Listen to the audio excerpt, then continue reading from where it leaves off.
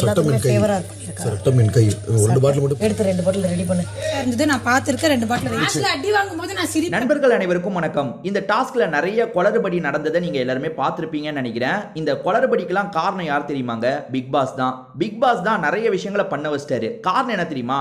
நீங்க டாஸ்க் மாதிரி விளையாடி இருந்தாலே பிரச்சனை வந்திருக்காது. முதல் நாள் விளையாண்டாங்க பாத்தீங்களா, அதுதான் டாஸ்க் மாதிரி விளையாண்டாங்க. என்ன QCல இவங்க 2 பேர் உட்காந்துருப்பாங்க. அந்த ஓனர்ஸ்லாம் பாட்டிலில் ஜூஸை ரெடி பண்ணி தருவாங்க. அதை பார்த்து இவங்க ரிஜெக்ட் பண்ணுவாங்க. இது வரைக்கும் எல்லாமே சரியாக தாங்க போயிட்டு இருந்தது. என்னன்னா பாட்டிலை நல்லா இவங்க பார்க்குறாங்க, நிறைய ரிஜெக்ட் பண்ணுறாங்க. சபரி வந்து 9 பாட்டில் கொண்டு வந்தார், 1 பாட்டிலை செலக்ட் பண்ணாங்க. ஆதிரை 9 பாட்டிலை கொண்டு வந்தாங்க, 2 பாட்டிலை செலக்ட் பண்ணாங்க. அதே மாதிரி ரம்யா ஜோ 11 பாட்டில் கொண்டு வந்தாங்க, அதில் 2 பாட்டிலை செலக்ட் பண்ணாங்க. இந்த மாதிரி எல்லாமே சரியாக தான் போயிட்டு இருந்தது. பிரச்சனை என்னன்னு பார்த்தீங்கன்னா, பிக் பாஸ் இந்த கேமை இன்னும் இன்ட்ரெஸ்டிங்காக கொண்டு போங்கன்ற மாதிரி இவங்களை கூப்பிட்டு பேசினார் பார்த்தீங்களா. அப்போ இவங்க கிட்ட என்ன சொல்லியிருப்பாருன்னா, நீங்கள் நினைக்கிற எல்லாத்தையும் பண்ணலான்ற மாதிரி சொல்லிட்டாரு. அதாவது அதுக்கப்புறம் வந்து நீங்கள் சாப்பாடு உங்களுக்கு வேண்டிய எல்லாத்தையும் கேட்டு வாங்கிக்கலாம்னு சொல்லிட்டாரு. இங்கே தாங்க பிரச்சனை ஆரம்பிச்சது. ஏன்னா பிக் பாஸ் சொன்னதை பார்வதி எப்படி எடுத்துக்கிறாங்கன்னா, ஏன்னா பிக் பாஸே அப்படி எடுத்துக்கோங்கன்றத தான் சொல்றாரு. டைரக்டாக சொல்ல முடியாதுல்ல, ஒரு மாதிரி மறைமுகமாக சொல்றாரு. அதை பார்வதி என்ன பண்ணிட்டாங்கன்னா, இந்த விஷயத்த பண்றதுனால நமக்கு ஏதாவது ஆதாயம் கிடைக்கணும். இப்போ அவங்க ஜெயிக்க போறாங்கன்னா ஜெயிக்கிறதுல இருந்து நமக்கு கிடைக்கிற மாதிரி ஏதாவது பண்ணிக்கணும்னு நினைச்சாங்க. பார்வதி அப்படி ஏன் நினைச்சாங்கன்னு எனக்கு இப்போ வரைக்கும் புரியல. ஒருவேளை உள்ள இருக்கவங்களுக்கு பயம் இருக்கும் போல. ஏன்னா வெளியே இருந்து பார்க்குறவங்களுக்கு பார்வதிலாம் வந்து அந்த ஓட்டிங்ல வந்தாலும் போக மாட்டாங்கன்றது தெளிவா தெரியும். ஆனா உள்ள இருக்கவங்களுக்கு எல்லாருக்குமே பயம் இருக்கு. பிரவீன் ராஜுக்கு பயம் இருக்கு, ரம்யா ஜோக்கு பயம் இருக்கு, சுபிக்ஷாக்கு பயம் இருக்கு. ஏன்னா அவங்க எப்படி வெளியே போயிருக்காங்க, என்னதான் ஓட்டு வருது அதெல்லாம் தெரியாதுல்ல. அதனால எல்லாருமே நாமினேஷன் ஃப்ரீ பாஸ் வாங்கிடணும்னு நினைக்கிறாங்க. பார்வதியும் அப்படிதான், நம்ம எப்படியாவது நாமினேஷன் ஃப்ரீ பாஸ் வாங்கிடணும், அடுத்த வாட்டி நாமினேஷன்ல வரக்கூடாதுன்னு நினைக்கிறாங்க. வந்தாலும் அவங்க போக மாட்டாங்க, அதுதான் விஷயம். ஆனா அவங்க வரக்கூடாதுன்னு நினைக்கிறாங்க. அதனால தாங்க பிரச்சனை ஆரம்பிச்சது. பிக் பாஸ் கொளுத்தி போட்டாரா, அதுல இருந்து தான் நாமினேஷனுக்காக இவங்க பேச ஆரம்பிச்சு பிரச்சனை பெருசா மாறுச்சு. ஃபர்ஸ்ட் பார்வதி என்ன பண்றாங்க, ரம்யா ஜோ கூட தான் ஒரு அண்டர்ஸ்டாண்டிங்க்கு வராங்க. என்ன அண்டர்ஸ்டாண்டிங்கு? ரம்யா ஜோ ஜெயிச்சிட்டாங்கன்னு வச்சுக்கோங்க, ரம்யா ஜோக்கு ஒரு பவர் கிடைக்கும். அதாவது சூப்பர் டீலக்ஸ் ஹவுஸை சேர்ந்தவங்களுக்கு மட்டும் இந்த பவர் இருக்கு. அவங்கள காப்பாத்திக்கலாம், அதாவது ரம்யா ஜோவை காப்பாத்திக்கலாம், வேற ஒருத்தரை காப்பாத்தி விடலாம். அவங்க பிக் பாஸ் ஹவுஸ்ல இருந்தாலும் சரி, சூப்பர் டீலக்ஸ் ஹவுஸ்ல இருந்தாலும் சரி, அதை நான் உங்களுக்கு பண்றேன்ற மாதிரி சொல்றாங்க. அதாவது உங்களை நான் காப்பாத்தி விடுறேன், நானும் தப்பிச்சிடுறேன், உங்களையும் காப்பாத்தி விடுறேன், அப்ப எனக்கு ஃபேவரா பண்ணுங்கன்ற மாதிரி ரம்யா ஜோ வராங்க. முதல்ல பார்வதி இருக்காங்கல்ல, சரி ரம்யா ஜோவை காப்பாத்தி விட்டுட்டு நம்ம பாச வாங்கிட வேண்டியதான்னு ஒரு ஐடியாவுக்கு வராங்க.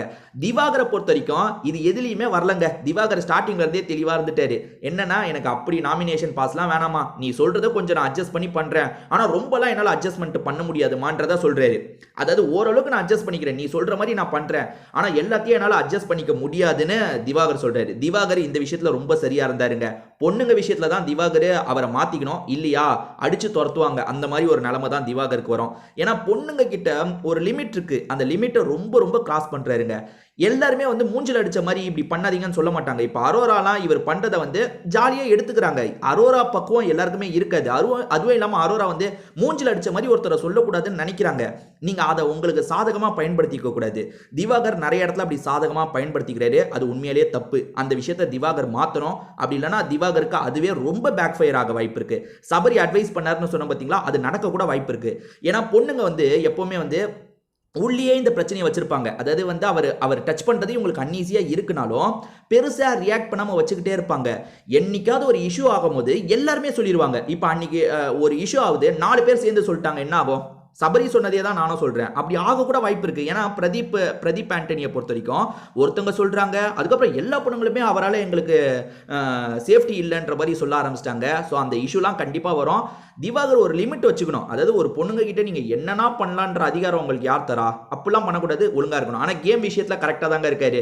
இந்த கேம் விஷயத்துல பார்வதி ஸ்டார்டிங்ல இருந்தே எப்படியாவது பாச வாங்கிடணும்னு நினைச்சாங்கல்ல, அதுல திவாகர் பாசலாம் அந்த பாச பத்தி அவர் யோசிக்கல, ஃப்ரீ பாச பத்தியே யோசிக்கல. அவர் கேம்ல செலக்ட் பண்றதை பத்தி மட்டும் தான் யோசிக்கிறாரு. இதை தாண்டி இப்ப இவங்களோட பிரச்சனையில என்ன நடக்குது அப்படின்றத டீடைலா பாத்துருவாங்க. பார்வதி இருக்காங்கல்ல, ரம்யா ஜோவை ஜெயிக்க வைக்கிறதுக்காக ஒவ்வொரு காயா நகர்த்திட்டு இருக்காங்க. அதாவது அவங்களோட பாட்டில நிறைய ஓகே பண்றாங்க. இதெல்லாம் மற்றவங்களுக்கு தெரிய ஆரம்பிச்சிருது. சபரிக்கு தெரிய ஆரம்பிச்சிருது, கனிக்கு தெரிய ஆரம்பிச்சிருது, எஃப்ஜேக்கு தெரிய ஆரம்பிச்சிருது. ஏன்னா நம்ம பாட்டில நிறைய ரிஜெக்ட் பண்றாங்க, ஆனா ரம்யா ஜோ பாட்டில நிறைய ஓகே பண்றாங்க. அப்ப ரம்யா ஜோ கிட்ட ஏதோ டீல் பேசிட்டாங்கன்னு அவங்களுக்கு புரியுது. அவங்க என்ன பண்றாங்கன்னா ரம்யா ஜோவோட மண்டையை கழுவ ஆரம்பிக்கிறாங்க. ரம்யா ஜோவும் ஒரு கன்ஃபியூஷனுக்கு வந்துடுறாங்க. நம்ம யூஸ் பண்ற அளவுக்கு பார்வதியை யூஸ் பண்ணிப்போம், கடைசியில கழட்டி விட்டுக்கலாம், அதுதான் என்னோட ஸ்ட்ராட்டஜின்னு சொல்லிக்கலான்ற மாதிரி ரம்யா ஜோ ஒரு கணக்கு போடுறாங்க. அடிக்கடி இவங்க சபரி குடியும் கனி குடியும் பேசிட்டு இருக்கிறத பார்வதி கவனிச்சிடுறாங்கல்ல. ஆஹா, என்ன ரம்யா ஜோவை நான் கஷ்டப்பட்டு ஜெயிக்க வச்சிட்டோம்னா அவன் நம்மளை முதுகுல குத்திட்டா என்ன பண்றது? அதாவது வந்து ஒரு பார்ட்னர்ஷிப் போட்டு தான் பண்றாங்க. நான் உன்னை ஜெயிக்க வைப்பேன், எனக்கு நீ பாஸ் தரணும்ட்டு. ஒருவேளை நம்ம ஜெயிக்க வச்சதுக்கு அப்புறம் பாஸ் நான் உங்களுக்கு தர மாட்டேன், வேற யாருக்காவது தருவேன்னு சொல்லிட்டானா பெரிய பிரச்சனை ஆயிடும். அதனால நம்ம வேற ஆளை பார்த்துடணும் அப்படின்ற மாதிரி பார்வதி யோசிச்சுட்டாங்க. இது வரைக்கும் பார்வதி பண்ணது சரி. முதல்ல கேம்ல என்னடா இது எப்படி பண்ணலாம், இதெல்லாம் தப்பு இல்லையான்னு நீங்க கேட்க முடியாது. ஏன்னா பிக் பாஸே அதை பண்ணிக்கலாம்னு சொல்லிட்டாரு. ஸோ அந்த ஆங்கிள்லயே நீங்க இந்த கதையை கவனிங்க. பார்வதியோட மனசு மாற ஆரம்பிக்குது. இந்த ரம்யா ஜோ நம்மளை கழட்டி விட வாய்ப்பு இருக்கு, முதுகுல குத்த வாய்ப்பு இருக்குன்ட்டு என்ன பண்றாங்கன்னா சுபிக்ஷா கூட டீல் பேச ஆரம்பிக்கிறாங்க. நான் உன்னை ஜெயிக்க வைக்கிறேன், உனக்கு ஒரு ஆதாயம் கிடைக்க போகுது. எப்படின்னா ஃப்ரீ பாஸ் கிடைச்சிரும், நீ வந்து நாமினேஷனுக்கு வரமாட்ட. எனக்கு உன்னால ஒரு ஆதாயம் கிடைக்கணும்ல, அதனால உனக்கு கிடைக்க போற பாஸை நீ எனக்கு தான் தரணும். அப்படி தரேன்னு சொல்லி நாங்க பார்த்து பண்ணிக்கிறோம்னு சொல்றாங்க. அதாவது பாட்டில் கொஞ்சம் முன்ன பின்ன வந்தாலும் நாங்க குவாலிட்டி செக்ல ஓகே பண்ணிடுறோம்னு சுபிக்ஷா கிட்ட சொல்றாங்க. சுபிக்ஷா கொஞ்ச நேரம் யோசிக்கிறாங்க. யோசிச்சு உங்களுக்கு நல்ல டீலா தான் தெரியுது, நமக்கு நாமினேஷன் ஃப்ரீ பாஸ் வேணும், அது வேணும்னா இந்த விஷயத்தை பண்ணலாம், பார்வதிக்கு சொன்ன மாதிரி தந்துடலான்ற மாதிரி ஓகே சொல்லிட்டாங்க. இப்போ நீங்க யோசிச்சு பாருங்க, யார் மேல தப்புன்னு நீங்க யோசிச்சீங்கன்னா சுபிக்ஷா மேல தான் தப்பு. சுபிக்ஷா ஓகேன்னு சொல்லிட்டாங்கல்ல, சொல்லிட்டா தரதானே செய்யணும். நீங்க அப்படி இல்லை, நான் இந்த மாதிரி டீல்லாம் எனக்கு வேளாங்க, இது எனக்கு டீலு சரியா படலைங்க அப்படின்ற மாதிரி விலகி கூட போயிருக்கலாம். ஆனால் விலகி போயிட்டா தோத்துருவோன்றது சுபிக்ஷாக்கு தெரியுது. அதனால நான் பண்ணுறேன்ற மாதிரி வாக்குறுதி தந்துட்டாங்க. அதுக்கு பார்வதி எவ்வளோ பிரச்சனையை ஃபேஸ் பண்ணுறாங்கன்னா எல்லாரையும் ஏமாற்ற வேண்டியதாக இருக்குது.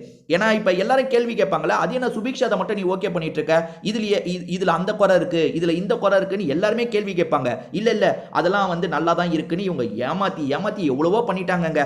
இதை தாண்டி ரம்யா ஜோ உள்ளே போனதுக்கப்புறம் சுபிக்ஷாவோட ரிஜெக்ட் பண்ண பாட்டிலை எடுத்தே திரும்பி ஓகே பண்ணுறாங்க.